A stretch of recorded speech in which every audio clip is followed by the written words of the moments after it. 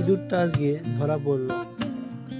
3-4 দিন যাবৎ আমার বিস্কুটের প্যাকেট পুরো শেষ করে ফেলেছে। এই একটা নয়, কালকেও একটা ধরেছিলাম, আজকে আরেকজন আমার সেই খাঁচায় ধরা পড়েছে। কালকে বিস্কুট কালকে বিস্কুট পেতেছিলাম, সেটা খেয়ে নিয়েছিল, তা ধরা পড়েছিল। আর আজকে আমি ময়দা দিয়ে ধরেছি, আটা একটুখানি মেখে সেটাকে বাদিয়ে দিয়েছিলাম বড়শির মতন করে। খাঁচায় ঢুকে সে না দিয়ে সব খেয়ে ফেলেছে। তারপরে ওকে ধরে রেখেছিলাম অনেকটাক্ষণ।